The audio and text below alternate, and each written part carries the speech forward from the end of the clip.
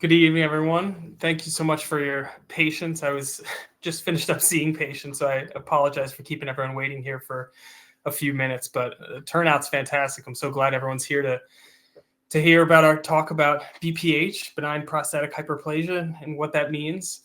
There is an option to ask questions throughout. I'll try my best to field questions if they come up. Otherwise, certainly at the end, I can address some additional questions that may be lingering. So just a brief intro to anyone who may not know me. My name is Brian Friel. I'm a urologist here at both Bryn Mawr and Paoli. We have offices at both locations. At the end, our address will be here. Some of you may know me. Some of you may not. I'd be happy to meet any of you in the future with any further questions you may have. Just a little details into my background. So I went to Villanova University, so nearby here. Went back to New Jersey for medical school at Rutgers, Robert Wood Johnson, and then came to Pennsylvania for my residency at the University of Pennsylvania and have stayed since that time. Love the area. Me and my family have 3 young kids. So as crazy as work is, home life is similarly crazy. I see all of general urology or urologic pathologies. The things that I primarily focus on are robotic surgeries for cancers, whether that be kidney cancers, prostate cancer. I do also a lot of BPH treatment in a whole different gamut of treatments, which we'll go through all the options that exist. Also treat a lot of kidney stones as well as a medley of other things. So what is BPH? BPH stands for benign prostatic hyperplasia. Oftentimes that's referred to as enlarged prostate, which I will say I tell patients often that I think that's a little bit of a misnomer. The two aren't synonymous. Benign prostatic hyperplasia means you have growth of the prostate that's causing some blockage of the urinary tract or can cause some blockage.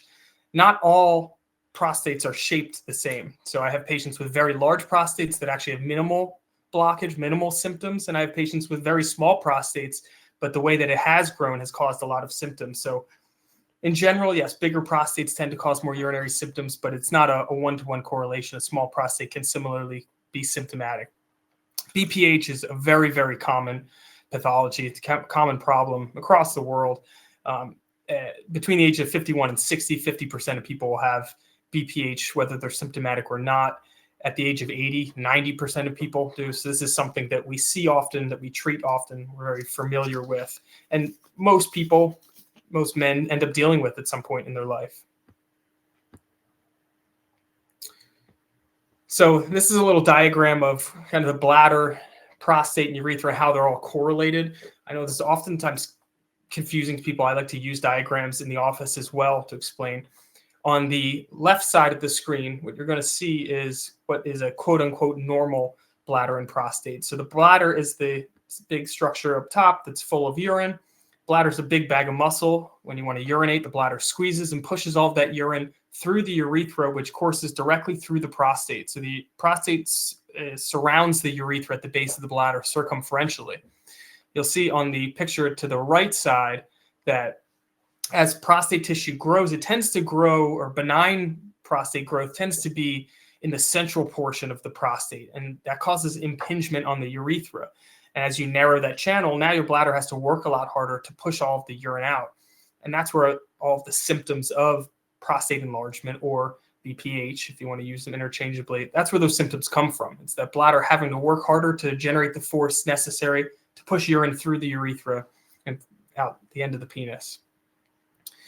So symptoms of an enlarged prostate can come in many different ways. If you look at that diagram, you'd think, everyone with enlarged prostate symptoms or BPH symptoms are going to experience a weak urinary stream. That's not always the case. It can come with, actually frequently comes with increased urinary urgency and frequency. Oftentimes I'll have patients describe a sudden urge where they have to go running to the bathroom and worry they're not going to make it to the bathroom. Sure, it can affect your flow. So you can have a weak stream. You can have some difficulty starting, or kind of a stop and start to your flow. Getting up at night, also a very common side effect. All of these things stem from the prostate being more obstructive and causing that blockage such that the bladder has to work harder. So these are some of the complications, if you will, from an enlarged prostate. And these are all things that really stem from patients with bigger prostates whose bladders are overworked and unable to keep up with the pressure needed to empty the bladder start to leave some urine behind. And the symptoms of that, or some of the complications that can come with that, are one, urinary tract infection. So if there's some urine that's always stagnant in the bladder, it's a great place for bacteria to replicate and lead into an infection. Bladder stones similarly form when urine is left behind in the bladder, is that stagnant urine can crystallize and form a stone. It's a very different process than kidney stones, which have to do with the way the kidneys filter urine. A bladder stone essentially means that there's a problem with some prostatic blockage. I always tell patients, if I see someone that has a bladder stone, that's a symptom of their prostate. Kidney failure is a very late side effect or complication of an enlarged prostate and leaving urine behind. And people that leave very, very large volumes of urine behind, it can start to put some pressure on the kidneys. The same is true with leakage of urine or incontinence. That often happens in people that are leaving a large volume of urine behind. And subsequently, you develop what's called overflow incontinence, meaning the bladder is so overfilled, even if you don't notice it, that intermittently some urine finds its way out. Now, when you're seeing symptoms like that, the worry is this going to cause long-term damage to the bladder? I often liken problems with retaining urine or leaving urine behind to things like heart failure. So the reason that heart failure happens is as blood pressure gets higher over time, the heart has to work harder to push all the blood out throughout the body. And that heart compensates and gets stronger initially, but can only do so much. And later in life, people will develop heart failure where it can't keep up any longer. Same is true with the bladder. Bladder over time can compensate, it gets stronger, generates the force to overcome that prostate. But at some point, it can lose the battle to the prostate. And that's when people run into issues where they're leaving large volumes of urine behind. So how is it diagnosed? And you'll see a quiz pop up here in the lower left hand of your screen. What that quiz is what's called the IPSS score, or sometimes called the AUA symptom score. It's a standard and validated scoring scale that we use to help stratify how significant someone's urinary symptoms are. You can take the quiz now to see where you fall, or if you wanted to save it and do it at the end, also perfectly fine. It stratifies people into mild, moderate, or severe symptoms, and it helps us to better understand, A, how much this is impacting quality of life for the individual, and B, where they are on the spectrum of this disease process. If people have much more severe symptoms, we know we may need to be a little bit more aggressive with treatment in order to adequately treat those symptoms. And when you see a urologist, you see myself or any other urologist in the office, there's a few things they're going to do, one of which is having you fill out that scoring scale. A rectal exam, also very common, both to make sure there's no abnormal nodules in the prostate that might be concerning for prostate cancer, but also to roughly get a size of the prostate. A bladder scan or an ultrasound is something we use often. We'll have patients void first, and then subsequently, after voiding, we'll check if any urine's being left behind in the bladder, because that's an early sign that the bladder is starting to lose that battle with the prostate. And PSA screening, that's something that all men should do really over the age of 45. It's a screening test for prostate cancer. Certainly, it's something we're going to want to check before talking about any treatment options for enlarged prostates, to make sure that there's not underlying prostate cancer that needs to be addressed first before dealing with any of the voiding symptoms that may be present as well. I see there's a question about medications for BPH, which I will get into ahead of talking about procedures as well. So those are the initial evaluations we'll do to get a sense of someone's symptoms and what may be causing their symptoms. And then there's additional testing that's a little bit more definitive, can give us some objective measures of how well someone urinates. So there's what we call non-invasive flow testing. There's a test called UroCuff or UroFlow. What those tests do is they look at the rate of the urinary stream. As prostates get bigger, the stream gets weaker, and a lot of times it's an insidious onset. So patients often will say, well, I feel like my stream isn't that much worse, and it's kind of hard to tell over the last 10 years how much worse it is versus when I was 30 years old. These tests will give us objective answers of what the flow rate is, and actually the benefit of a UroCuff also tells us what the pressure in the bladder is. If someone's bladder is generating a very, very high force, a lot of pressure, but the subsequent stream doesn't match that, well, then we know that there's some blockage between the pump, which is the bladder, and the hose and the plumbing, which is the urethra. There's more invasive testing that we'll do, and sometimes more complicated diagnoses called urodynamic testing. That's a test where a small catheter is put into the bladder and has a pressure sensor in the tip. The bladder is then slowly filled, and as the bladder is filling, the machine's giving us a tracing to tell us what the pressures are in the bladder. And equally important, the patient's giving us feedback, telling us when they start to feel some urge to urinate, when they're feeling enough urge that they'd be looking for a bathroom, and when they reach their severe urge point where they'd be running to the bathroom. At the end of that test, we have you actually urinate around that small catheter, and it tells us, again, the flow rate as well as the pressure that the bladder can generate to A, make sure the bladder muscle is healthy enough to do what it's supposed to, and B, if the bladder's generating a high force, like I said, and the subsequent stream is not matching that, then we know there's clearly some blockage associated. Now, some of the more advanced testing that we'll do once we have a diagnosis to help us decide what are going to be our best treatment options, whether that's dietary modifications, medications, or even procedures, is things like a cystoscopy. So this is a test where we put a small camera through the urethra and into the bladder. When I bring up this test to most people, they usually look at me like I'm crazy, but believe it or not, it's not as bad as it might look or sound. It's a very quick test. It takes about 60 seconds, put some numbing lubricant into the urethra, and then run the scope in. But it's a test that does give us a tremendous amount of important information as far as how to best serve this patient, treat their symptoms, and also preserve their bladder function long term. It allows us to look at the bladder, make sure there's not anything like a bladder tumor or bladder stones that could be causing urinary symptoms, and also look at the thickness of the bladder, or what we call trabeculations. As bladder muscle gets thicker because it's working harder, the muscles in the bladder create these thickened bands. That's those trabeculations, and those are a sign that people are voiding with very high pressures, that they're really working hard to empty out the bladder. I feel personally, one of the most important parts of the cystoscopy is actually getting a good look at the prostate itself. So as you drive the scope in through the prostate, you can get a good look at the anatomy of the prostate, the shape, the size. As I alluded to, not all prostates are the same. They're actually all shaped differently in every person. Some patients have prostates that are shaped in a way that they're more amenable to certain procedures. Other patients whose prostates are shaped in a way that are more obstructive will know based on a cystoscopy by that scope whether or not they would benefit from something less invasive, or whether really it's in their best interest long-term to do something that's a little bit more invasive that's going to give them the desired outcomes that they're looking for. One of the last things that we'll do is often a ultrasound of the prostate as well. So a small ultrasound probe is put into the rectum to take pictures of the prostate in a couple of views. What that tells us is the exact size of the prostate. This information we can also get from other imaging modalities, whether someone's had an MRI of their prostate or a CAT scan, all of which is important, again, for deciding what's going to be in the patient's best interest. Certain procedures work best for a certain size prostate. People whose prostates are over a certain size really are going to need procedures that are going to be able to remove a lot more tissue in order to get the desired effect and improvement of their symptoms subsequently.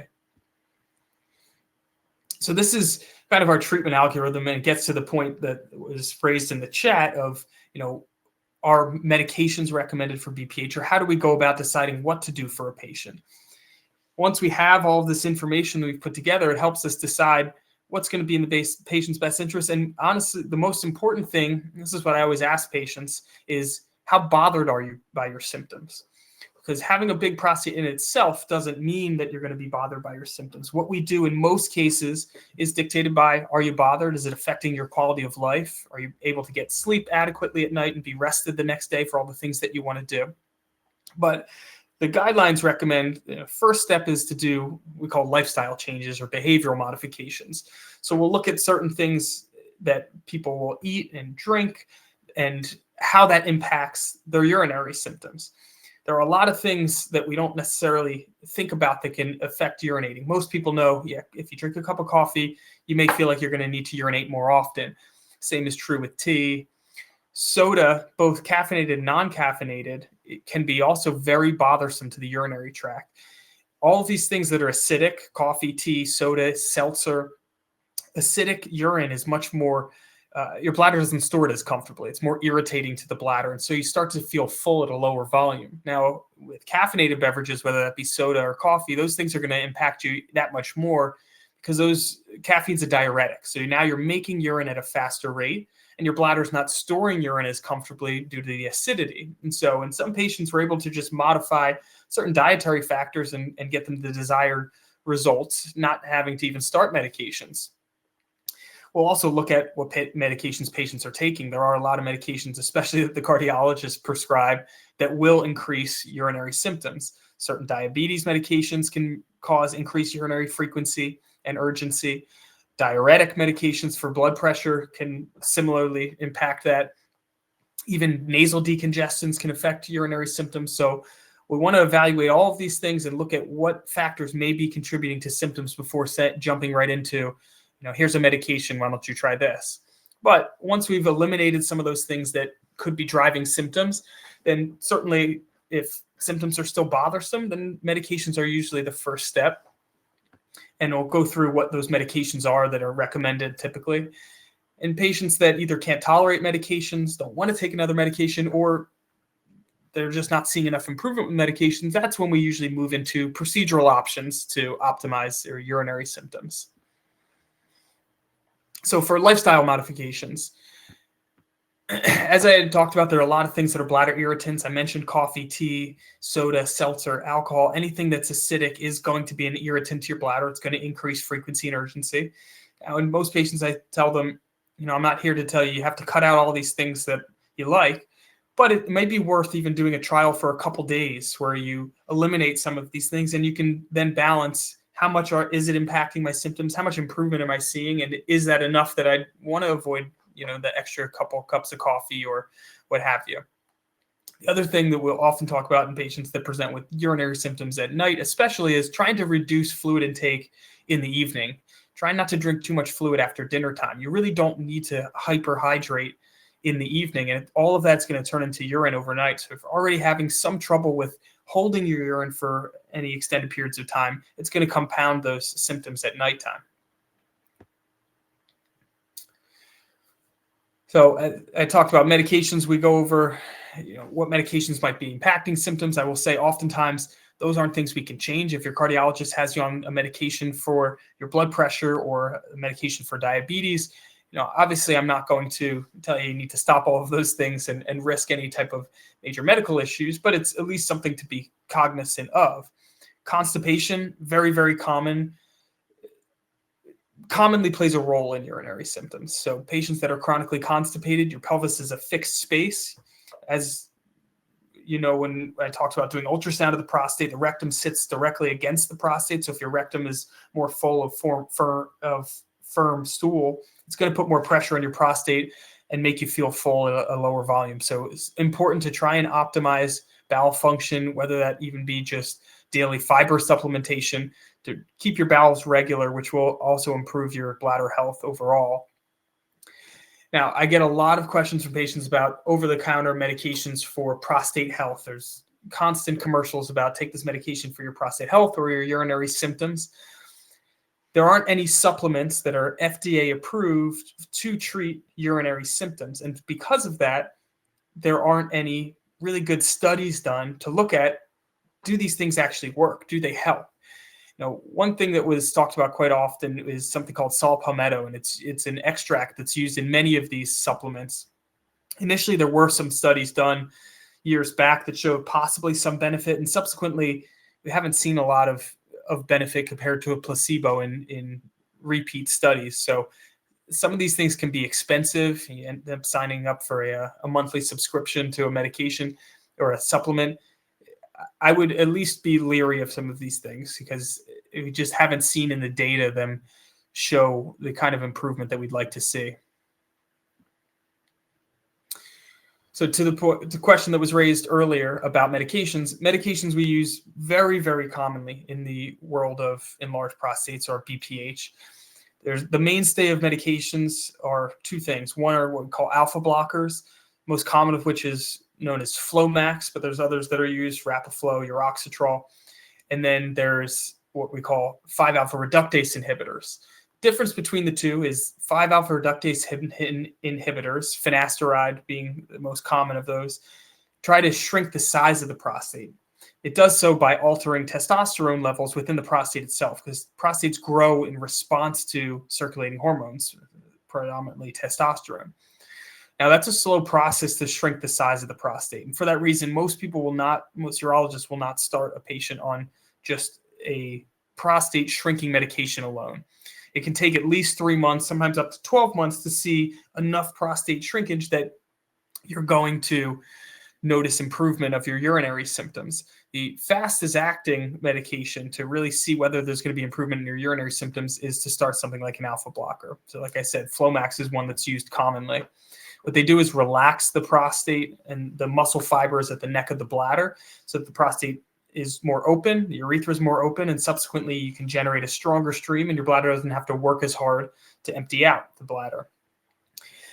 There is very good data to support that in people whose symptoms aren't well enough controlled on alpha blockers, combination therapy between both of these medications can be useful. So that's certainly something I'll use in patients that aren't interested in going down a road of any type of procedures, but aren't seeing enough improvement with their Flomax necessarily.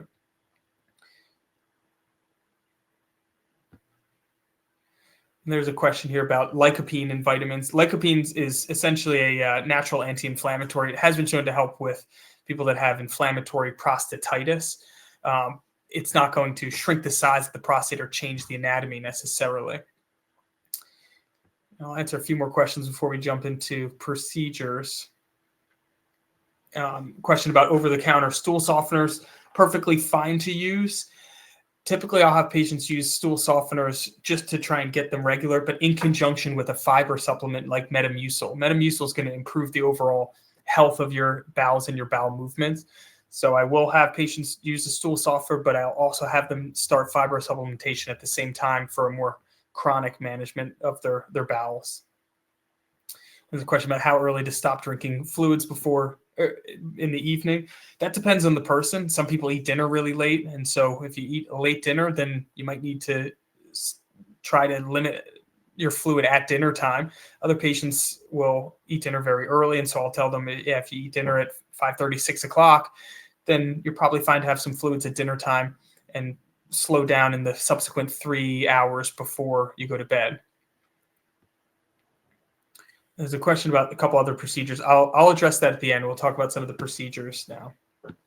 So procedural options, like I mentioned, are typically recommended once we've worked through our treatment algorithm and we're not seeing enough improvement, or the patient's still bothered by those symptoms, or on a bladder ultrasound, they're still leaving an unacceptable amount of urine behind in the bladder that makes us concerned that the bladder's working harder than it should. For all of these procedures, it's going to require a testing up front to figure out what is the best procedure. There is no one procedure that is the best globally, but for different people, different individuals, and different shape or size of prostates, one procedure might be a better option than the other. The other thing is all these procedures have different amounts of durability. So some may last longer. You may see that benefit for a longer period of time. Some have lower potential risks or a quicker recovery. And so it's always a discussion with the patient to figure out what's most important to them. Do they want to do a procedure that we can be certain they're going to get durability of that and not have any problems with urinating in the next 10 years? Or are they more worried about any potential impact on sexual function, as predominantly ejaculation, in which case you may start with something that's a little less invasive as a first step. As far as insurance is concerned, globally, all of these procedures really are, at least that I'm going to talk about, are covered by insurance. It just requires certain workups to make sure we're doing the appropriate testing to prove what procedure is going to be the right one for you. So the first procedure I'll talk about is UroLift, and we're kind of going to work our way up from least invasive to most invasive. UroLift is a procedure that can be done even in the office. Some people will do it with some nitrous or even just taking a medication like a Valium to decrease anxiety. Procedure takes about 15 minutes. The way it works, and you can see in the schematic here, is that little clips are put into the urethra to pin the tissue open. So you're not removing any tissue. You're remodeling the way that the urethra goes through the prostate to try and open up the urethra and give you a much stronger stream and subsequently improvement of those irritative symptoms like the urgency, the frequency, the getting up at night to go. This procedure is only indicated for certain size prostates. Bigger prostates, you're just not going to see enough improvement of your symptoms. And so that's one of the reasons why we do all of this testing, is to figure out who's going to be a good candidate for this or not. So risks, there's not a whole lot of risks with UroLift, or at least long-term risks. Certainly, I will tell patients, and most urologists will tell patients that they're not gonna like you for the first 2 weeks, maybe 4 weeks after the procedure. You can get a lot of exacerbation of some of those irritative symptoms, the symptoms like the urgency and frequency, because of the inflammation in the prostate. Blood in the urine is very, very common after UroLift. That resolves on its own. Certainly some burning with urination as well, just from the manipulation. There's not been any identifiable impact on erectile function and additionally ejaculatory dysfunction. So that's one thing patients will worry about, is what we call retrograde ejaculation. What that is when you ejaculate, instead of all of the semen coming out the end of the penis, it goes backwards into the bladder, and then you subsequently urinate it out thereafter. That's also a common side effect of Flomax. With UroLift, it's not something that we typically see because we're not doing anything to change the neck of the bladder, which is what closes when you ejaculate, to make sure all of that ejaculation comes out through the end of the penis.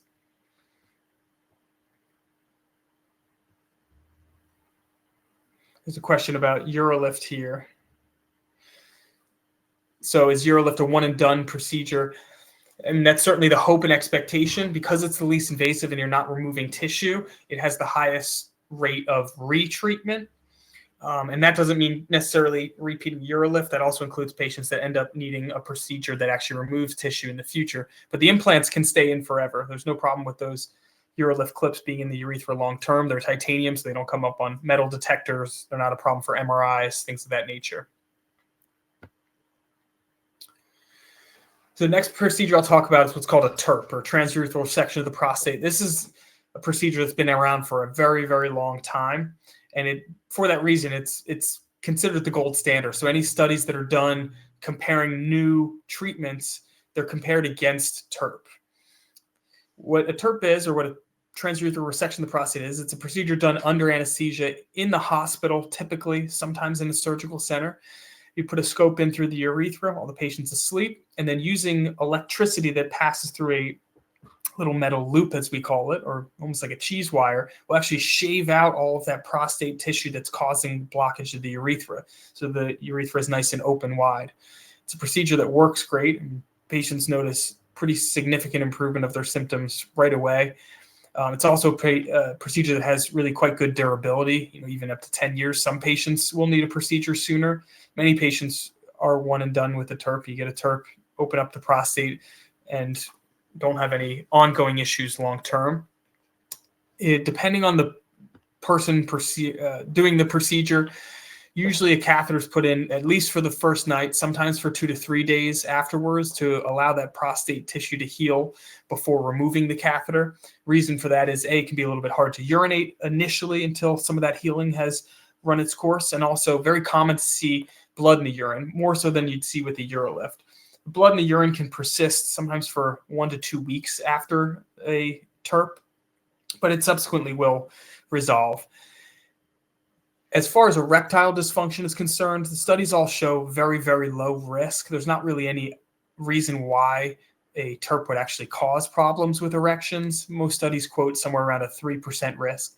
Ejaculatory dysfunction, or that retrograde ejaculation that I was talking about earlier, that is very, very common after a TURP. The reason for that is when you're opening up the bladder neck, where a lot of the obstructive prostate tissue is, the path of least resistance for the ejaculation is to go back into the bladder. And so the majority of patients after a TURP will notice decreased ejaculation, or in some cases, dry ejaculations afterwards. So that's something I always discuss pretty extensively before proceeding with a TURP, to make sure patients understand this is going to improve their urinary symptoms, but likely will change their ejaculation. Doesn't affect erections, doesn't affect orgasms, but ejaculation will be impacted.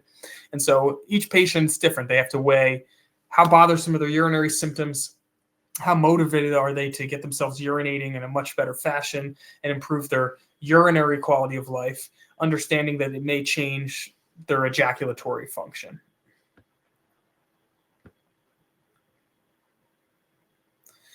So GreenLight is another way of doing a TURP, essentially. What it is it's using a laser that coagulates hemoglobin or red blood cells that are in the prostate in order to get rid of tissue. The reason to do one versus the other is there's a slightly lower risk of persistent bleeding after doing a GreenLight versus a TURP, but both procedures do the same thing. You're removing tissue, opening up that prostate, getting you a much stronger urinary stream. Both work very, very well. Some data shows that with GreenLights, the irritative symptoms or some of those inflammatory symptoms can take a little bit longer to resolve, but they ultimately do. Side effects are very much the same as it is with a TURP, in that you can commonly see some retrograde ejaculation, erectile dysfunction, not very common. Need for retreatment is similar to a TURP, really not very common either. Aquablation is a little bit newer procedure. It's been FDA approved for about 8 years now. This is a procedure, again, done under anesthesia, where we're removing prostate tissue, but it's done under imaging guidance. So the way it works is under anesthesia, an ultrasound probe, which you can see here at the bottom is that black probe, is put into the rectum. That ultrasound allows us to visualize the prostate, and then the prostate tissue that's causing all of that blockage of the urethra is mapped out. A water jet is then inserted through the urethra and robotically ablates all of that tissue. The benefit of that is that we can be very precise with what tissue is being removed and also what tissue is not being removed, with the goal of preserving ejaculatory function. So I talked about that with both TURP and GreenLight, that it's common to see decreased ejaculatory function or dry ejaculations. Nothing comes out with orgasm. With aquablation, the rate of that is much lower. It's about 8 to 10% chance that after an aquablation, you'll see a change in ejaculatory function. So that's a pretty significant added benefit, that you can remove a very large volume of tissue, see really dramatic improvement of urinary symptoms, but in the majority of patients, you're able to spare ejaculation. Like I said, it's done in the hospital. I typically stay one night in the hospital afterwards. Most patients can have a catheter for 2 to 3 days. The way I do it is I typically will do that procedure on a Friday, and catheter comes out Monday morning, and then have the patients stay overnight on that Friday night. The recovery is similar to a TURP. Somewhat depends on the person. Blood in the urine is very common. You expect to see that for 1 to 2 weeks. It has a low, the most recent study shows 0% risk of affecting ejaculatory function. Like I said, 8 to 10% chance of erectile function, 8 to 10% chance of affecting ejaculation. There's really no risk of incontinence after this type of procedure, because again, we're being very precise. We know where the muscles are that are necessary for incontinence and can spare those and be sure that they're safe at the time of our mapping. There's a question about aquablation here. Can you get a TURP if you had an aquablation? The answer is yes, you absolutely can do so. So you can go in and shave out prostate tissue if tissue has grown back after the aquablation. That's certainly something that can be done and has been done. I would say it hasn't been done a tremendous amount yet because aquablation hasn't been around for that long, but it's certainly something that you expect may happen in the future. Another question about aquablation. Why isn't it used most of the time? So aquablation is a technology that the hospital system has to purchase. Not all hospitals have aquablation, and so some urologists don't have access to it. It's also a newer procedure, and so some urologists may not be as interested in learning a new technology or adding a new technology. Another question about aquablation. Can you have aquablation done twice? I actually asked this question recently to the aquablation folks. I'm not sure is the answer, because Medicare is a little bit behind on some of their guidelines in aquablation, and they don't have any guidelines yet as to whether or not you could have a repeat aquablation. But you certainly can have an aquablation after a TURP, which is another question that was raised there, and I have done those before. So another procedure that I do as well is what's called a robotic simple prostatectomy. I often have to really make clear in the office, this is very different than prostatectomies I do to remove a prostate for prostate cancer. This is a procedure that's done in prostates that are very large, where you need to remove a large volume of tissue in order to see the desired effect, to get patients voiding in a much more effective fashion. With certain size prostates, it's just too much tissue to be able to remove with a scope through the urethra. Generally, I'll do, depending on the shape of the prostate, usually prostates that are greater than about 120, maybe 150 grams is when I typically would say to do a robotic simple prostatectomy. It's a surgery that works very, very well.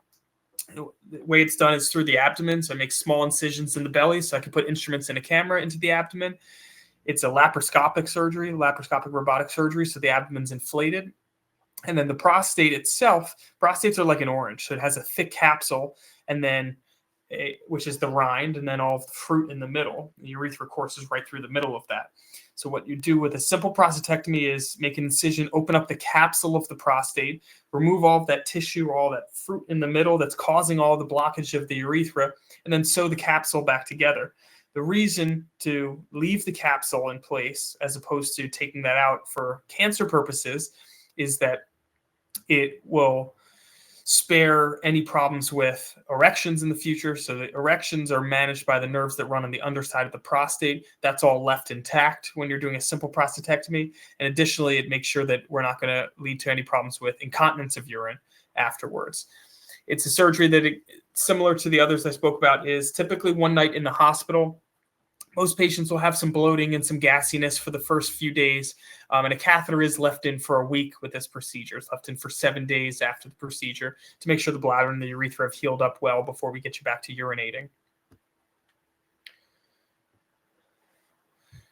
So ejaculatory dysfunction, which I've talked about quite a bit. Ejaculatory dysfunction or dry ejaculations are pretty much expected with a simple prostatectomy.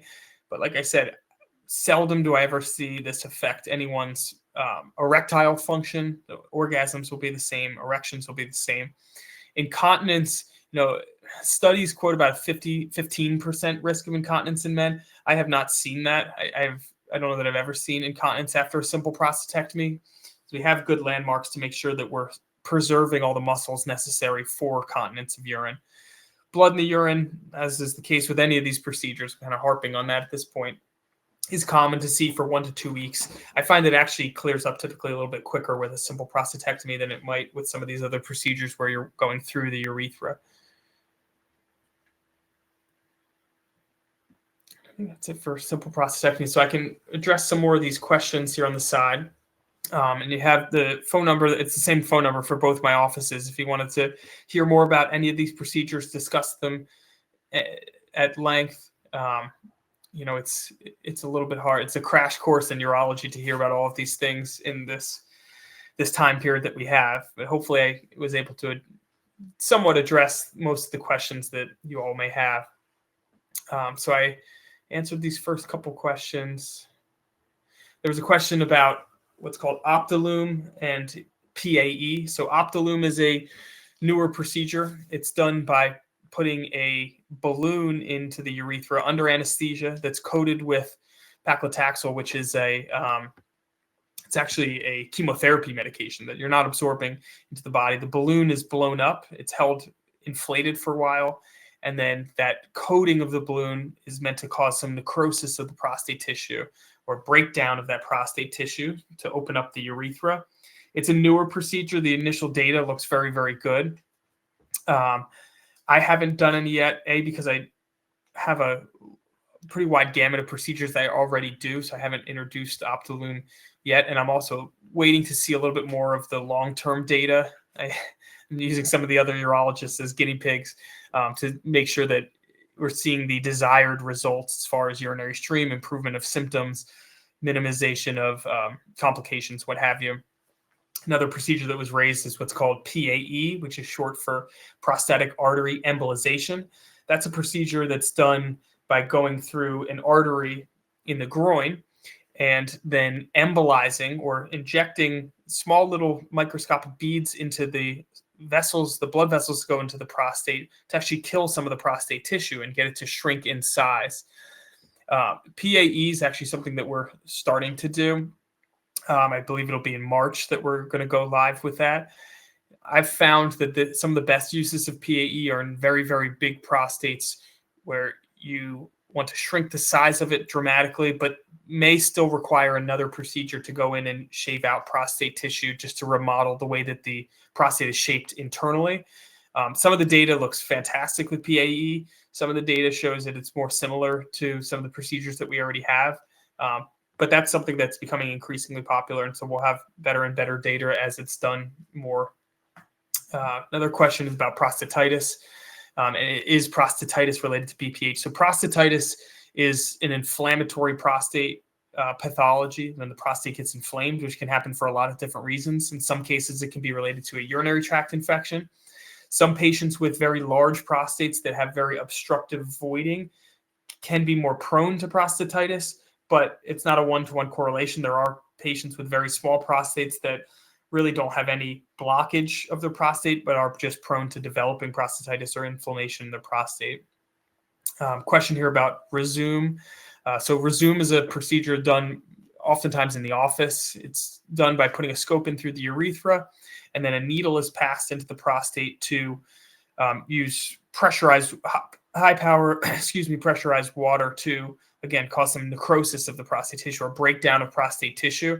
It's not a procedure that I do. I have some partners in another office that do this procedure. It's more akin to a UroLift, where it's a minimally invasive option. We're really not removing a lot of tissue. But for those with a little bit more mild urinary symptoms, it can be a good first step, especially if they can't tolerate medications or don't want to have to take medications. Question about what's the typical number of times to urinate at night? That question, I don't think anyone has the answer to. I have patients that say since they were 18 years old, they've always gotten up twice at night. I talked to a patient the other day who is 100 years old that doesn't wake up at night to urinate. So there's not a number that's normal. If there's an acute change, if there's a sudden change in the amount of times you're getting up at night, that can indicate that there's an underlying problem. But most of the time, it goes back to how bothered are you. I have patients that say, I wake up one time at night, but I can't get back to sleep, and it's very bothersome, and they're more motivated to do something about that. I have plenty of patients who say, I wake up 3 to 4 times a night, I fall right back to sleep, it doesn't bother me, and I'm okay with that. So bother is, as long as you're emptying out your bladder in a way that I feel is safe. What dictates what we do and what dictates normal is, are you bothered by it, and are you motivated to do something if you're bothered enough? Question about Avodart or dutasteride. Dutasteride is another one of those 5-alpha reductase medications that help shrink the size of the prostate. I had mentioned finasteride. I usually bring that up only because I feel like most people know that name, because it's the same medication that's used as Propecia for hair growth. Avodart or dutasteride and finasteride do the same thing. Both have very good results. Both of them have a risk of affecting libido and erectile function because they are modulating testosterone levels. There is some data to support that dutasteride has a little bit less impact in that regard. Another question about Resume. Do people get Resume treatment and frequently need further surgery in the future? That depends on the person. And that's why I say doing the appropriate workup to figure out what's the best procedure for you is going to really be ultimately the answer to that question. In someone who has a smaller prostate that you're going to be able to adequately treat all the obstructive tissue, then absolutely you can get a good durable response to Resume. In patients whose prostates are larger than something that you really can feasibly and adequately treat with Resume, then there's going to be a much higher rate of potentially needing additional treatments in the future. And there's a question about PAE, which I think I addressed. Question about libido. So none of these procedures should affect your libido. Libido primarily is related to hormones released from the brain, from what's called your pituitary gland, as well as testosterone released from the testicle. None of that should be impacted by these procedures directly. Now, libido itself over time in men can wax and wane. And so it's not uncommon for two things to happen concomitantly, where libido over time has worsened and also some urinary symptoms have worsened, but the two may not necessarily be correlated. And I think that addresses that next question. Is there a connection between BPH itself and sexual function? There's not a direct correlation, no, is the short answer. Some people's patients with larger prostates will notice less ejaculatory flow, but they're separate processes. Erections are modulated really by blood flow to the penis. Over time, the arteries that bring blood flow to the penis can shrink some in size, and by virtue of that, it's harder to get enough blood flow to the penis, but it's not correlated with BPH itself. Question about how big should the prostate be to justify prostatectomy? Historically, the answer to that was over 100 grams. That has changed, especially in the world of aquablation, where aquablation is approved for up to 150-gram prostates. I will say some of it also depends on the person. I've had patients that have prostates that are more akin to 100 grams or 110 grams, that the way their prostate's shaped, it's going to be very difficult to remove enough tissue through the urethra, or in those patients, they may be in what's called urinary retention, requiring a catheter. We want to really optimize their chances of voiding in the best possible way. So how big your prostate is, the short answer is over 150 grams, certainly. A simple prostatectomy would be the next step there. But some of it also depends on how significant your urinary symptoms are, and a conversation with your physician of, what's going to give you your best and most durable response, and what's most important to you as far as urinary function, quality of life from a urinary standpoint, and also ejaculatory function. Question about scientific feedback on marijuana as it contributes. There's some data to support that daily marijuana use can increase urinary frequency. It doesn't affect BPH, though. There's not any studies really to say that it either shrinks the size of the prostate or grows the size of the prostate. So the short answer is there's not great scientific data in that regard. It would be a really hard study to do, to be honest with you, considering how long it takes for prostates to grow in size and manifest in urinary symptoms. So if you wanted to do a randomized control trial, you'd need someone that was using medical marijuana for a long time and track their prostate and urinary symptoms for that full period of time. Any other questions? I think I addressed all the questions that had been asked. Any other questions anyone has at the moment?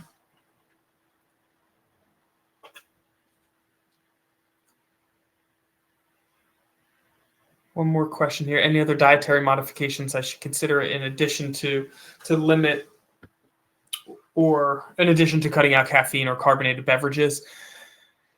What I typically will do with patients, if it seems that there's a dietary component, is have them do what's called a voiding diary. So keep track of everything you eat or drink, and also how many times you urinate all throughout the day, and do that over a 3-day period. And then you can do what's called an elimination diet and eliminate other things that can impact. Anything that's very acidic, so citrus-based products, things that are really heavy in tomatoes, spicy foods, all of those things can impact urinary symptoms, but it's different from person to person, which is why I'll have them do a voiding trial or a voiding diary to see what actually is impacting their symptoms before just globally saying, cut out all of these things that you might enjoy.